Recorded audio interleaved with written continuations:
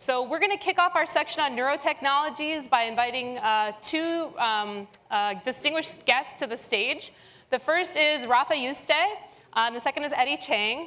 So Rafa is the professor of biological sciences and the director of the Neurotechnology Center at Columbia University. He led a group of researchers that first proposed the BRAIN Initiative, which was aimed at revolutionizing our understanding of the human brain. And Eddie is the chair of the Department of Neurological Surgery at the University of California at San Francisco. He's a neurosurgeon who specializes in treating adults with all kinds of conditions such as spasms, tumors, epilepsy, and he has extensive experience with treating people through implantable devices that can relieve symptoms and pain. So please join me in welcoming Rafa and Eddie to the stage.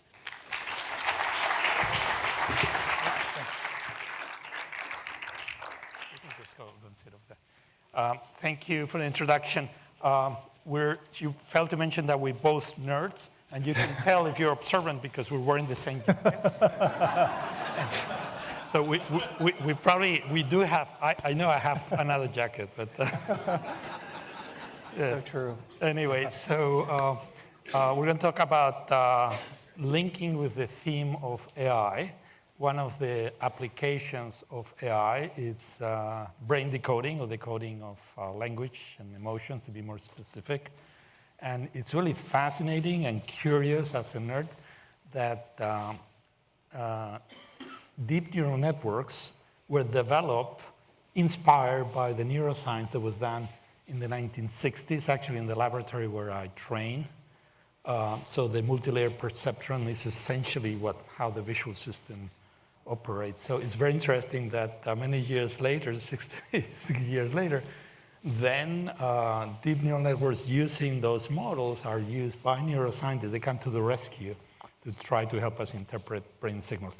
But let me just get started. I'll first give a little introduction on neurotechnology and what it is and why it's important, tell you, and then I'll tell you a little bit about my story with, and actually an Oppenheimer moment that I had, and then I'll pass the ball to Eddie, who can tell us about his Oppenheimer moment that he had and what he's up to, and then we'll just open it up to questions. So what is neurotechnology? So it's very simple. There are methods or devices to either record the activity of the brain, or technically the nervous system, which is the brain, the spinal cord, and the peripheral nerves, to either record that activity or to change it. That's the only thing that neurotechnology does.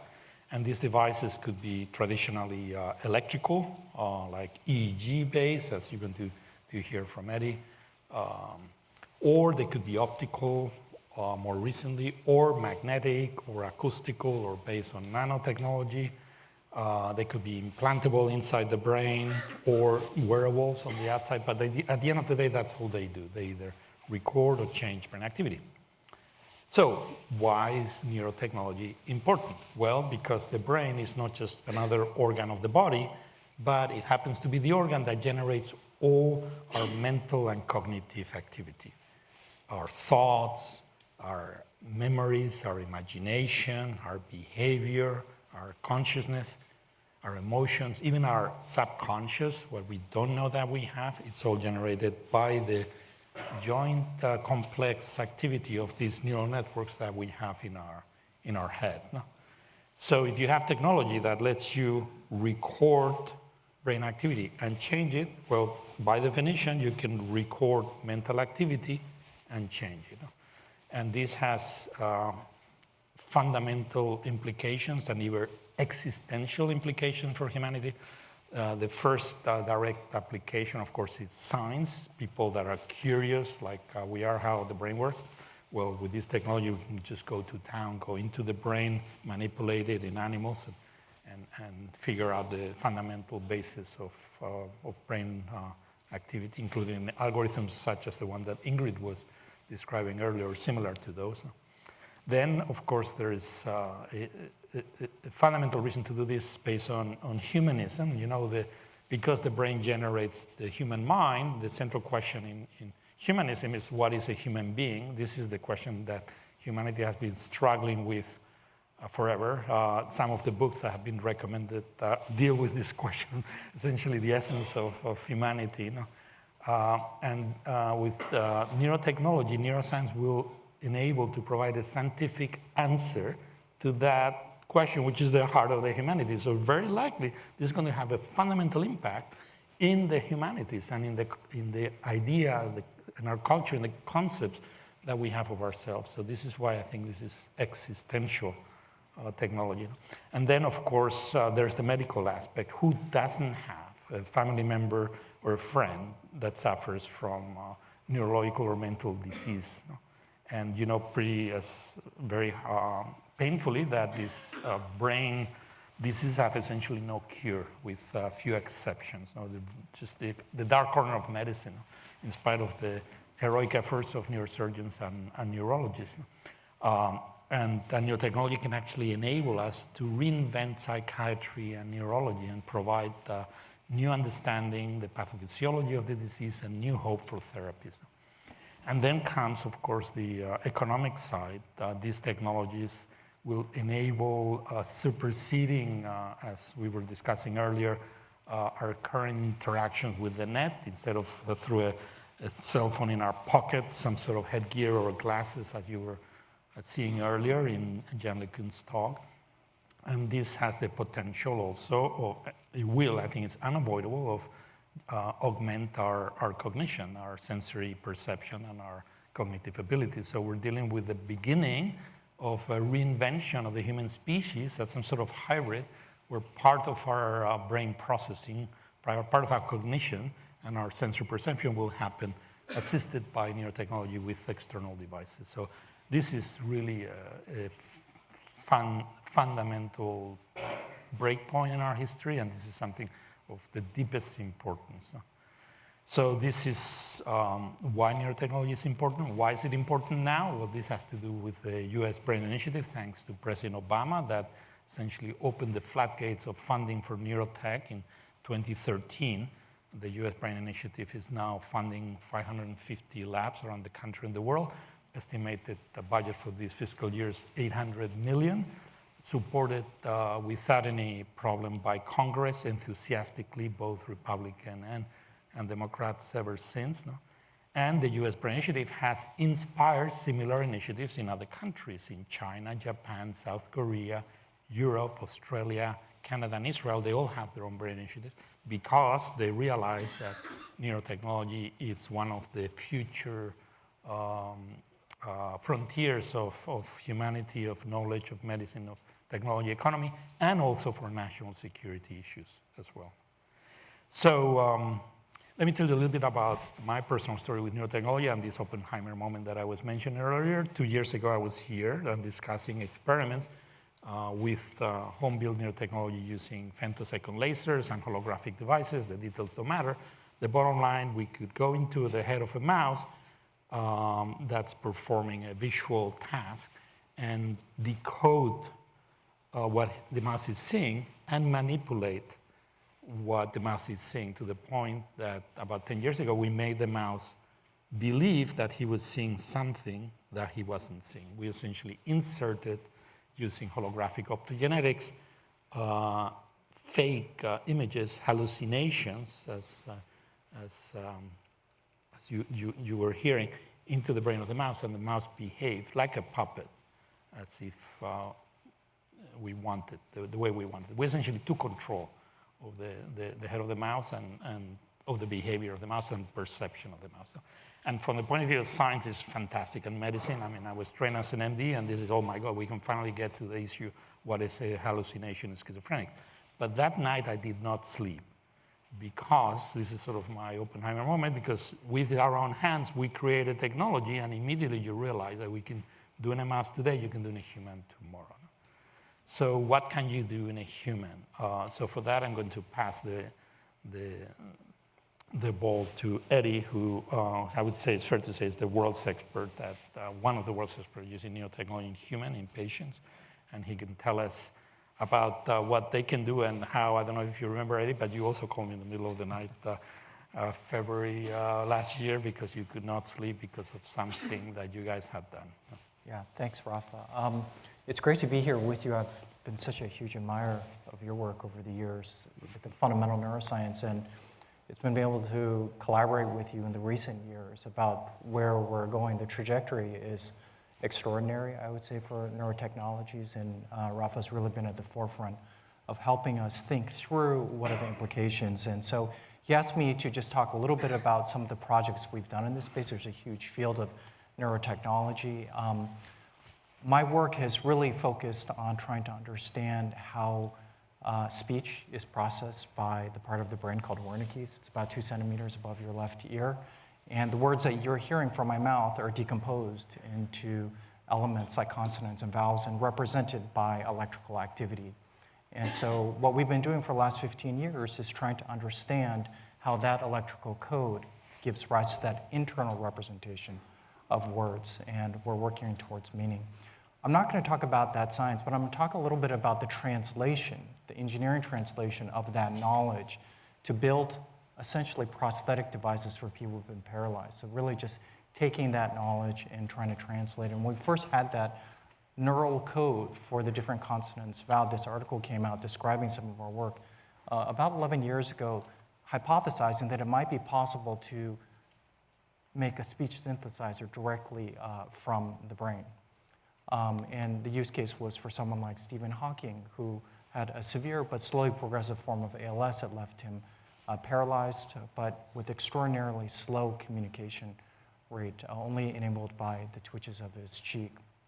So one of the reasons we've been very interested in speech as a communication form is that when we speak like the way I am right now, we transmit information from my brain to yours on the order of 150 to 200 words per second.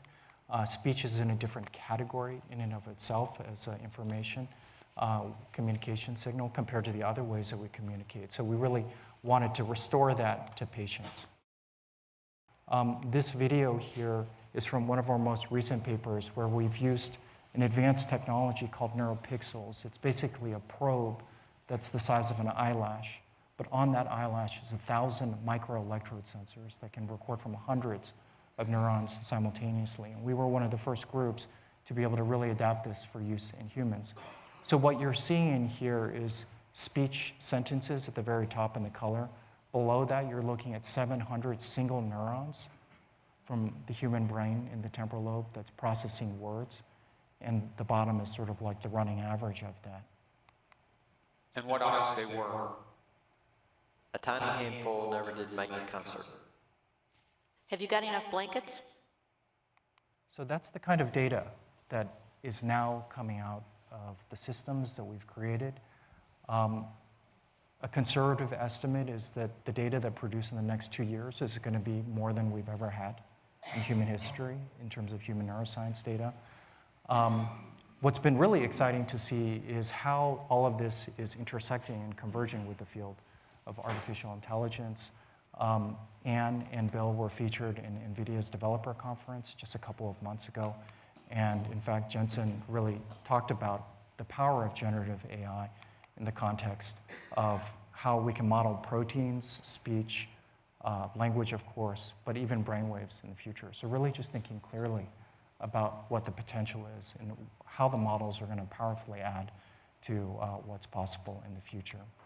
So on that note, one of the most ambitious projects that we're just starting to embark on is just that, building a generative model based on human brain activity. Over the last 15 years, we've collected about 30,000 hours from about 400 participants that have been involved in our research studies. This is a project we think is super exciting to really try to build the most accurate and predictive models of human brain activity. Clearly, this is something we think that could have huge impact for our ability to do brain-machine interfaces at much higher accuracy with much less training. Thinking about discovery science, just thinking about what Syria had done with the retina, something like this, where we can use this virtual simulation of the brain and try to explain, what the model is doing in terms of explainable AI, and many, many other potential applications. So I just wanted to stop there and just give you a taste of where we are with some of the things that we're doing in our lab in neurotechnology. Thank you.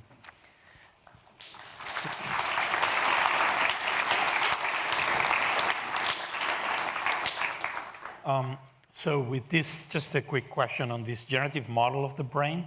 So is the idea to be able to predict the future states of brain activity based on existing states and use that as a tool to understand brain processing? Yeah, understanding is definitely one of the key things that we want to do, but I think we're also a little bit more ambitious than that as well, which is to think about digital forms of intelligence that are actually based on brain activity as opposed to training them on, let's say an LLM is trained on text on the internet. This would be essentially a model of intelligence based on human brain activity. And so we've collected over the years a ton of data on speech production and speech perception. One of our earliest demonstrations will be about being able to talk to a digital form, but that model is really trained on brain data, not Yeah, so an speech. AI, but using a brain data, a brain generative model. Yeah. Yeah. Oh, right. So as you can see, these are not, these are quite serious issues. Let maybe go back a little bit and talk about mental privacy, because you're probably understandably worried that these types of technologies that have been developed through the heroic efforts of people like Eddie and his team. And by the way, I have to reciprocate in my admiration for his work all the way from the beginning. So it's mutual, Eddie. And but you can imagine that the same exact methods and algorithms can be used on not on patient, but on non-patient population. And indeed, since he published that paper, since he called me up in the middle of the night last year, in the last year and a half, there's already been several publications of non-invasive, portable neurotechnology devices, EEG-based, that achieve not as high accurate reconstruction of human speech or language, but significant. Some of them, I don't know if you've seen the videos, there's a team in Australia, University of Sydney, who published that in December. There's been a few studies since. No? And these are both academics and companies. No? So the coding of speech, it's here. This is not science fiction.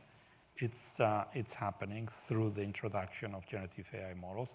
The data is only getting better. The models are only getting better. The architectures of AI, as you heard from Jan, are only getting more sophisticated. So we're now faced with the possibility of of systematic decoding of language. And I mean, as neuroscientists, we cannot tell you what thinking is. We don't know what is a thought. In fact, it's not a very precise term scientifically. But language is definitely done, as you can see, or at least in pretty significant ways. And many people think with language, with words. So we're opening the way with our own tools to the possibility of using these technologies, not just for patients or for science, but also for the population. And this has tremendous implication for privacy, because again, we're all attuned to the issues of data privacy, but all the problems that I see in data privacy in the world are nothing compared to this brain data privacy that I'm talking about now, because this is, again, decoding in principle everything that you are, even things that you don't know about yourself. So the good news is that a team of us have joined forces already starting 10 years ago after those Oppenheimer moments in a campaign to alert society, and particularly policymakers, of the potential ethical and societal issues with the development of neurotechnologies, and in particular with mental privacy. And I have good news to report to you that as of today, there's 4 places in the world where brain data are protected legally The first one is in the Republic of Chile, which in 2021, the parliament in Chile unanimously passed a constitutional amendment that protects brain activity and the information that comes from it as a basic constitutional right. And a very similar constitutional amendment was passed in the state of Rio Grande do Sul in Brazil, which is a very progressive state in the south of Brazil. So those two territories have constitutional protection for brain activity. And in the US this year, great news to share. In April, Colorado became the first state in the union to legally define neural data and protect it as personal sensitive data with a neurodata bill that was approved unanimously by the legislature in Colorado. And just last week, the legislature in California, with the support of Eddie, who wrote a letter of support, passed a neural rights bill, also unanimously, that defines neural data and applies to it the California Consumer Protection Act, which is one of the strongest data protection laws in the world, together with the European GDPR. So the good news is that scientists and medics like us have been called to duty by, I would say, by our lack of sleep at night, and teaming up with lawyers and international human rights experts, we're starting to build a momentum to bring the necessity of the regulation of neurotechnology to the legislatures and the policymakers. And I think with this, we just wanted to open the floor for questions and discussions. I don't know, Eddie, if you want to have any comments before we do that? Yeah, I mean, just the only comment I want to make is just synthesizing the incredible talks from today is just thinking about the themes of information processing from quantum to AI to gene editing. Neurotechnology, you can think of as just another form of information processing. That's what our brain does at the core. And so that's what we spend almost all our time in labs doing, is trying to understand how that code works. And the same thing can be said for editing. Just if the neural code is the information of our thoughts, you can try to decode, read it out, infer. But then there are methods like stimulation and other things that are emerging about how do you edit that? How do you edit thoughts? How do you manipulate thoughts? And so these are big questions and topics that we're trying to grapple. Yeah, I asked a question earlier to the CRISPR panel, and it was the same question that we have here. We're developing methods that can be put to great use for medicine. Just look at this locked-in patient communicating verbally through her avatar with her husband and her family. But the same methods can be applied for other purposes that are not necessarily medical. And where you draw the line, who decides? I mean, we're facing this issue of not just decoding of brain activity, but also editing of brain activity and enhancing particular traits. So these are things that have been already seen as a side effect of some of these brain stimulation therapies.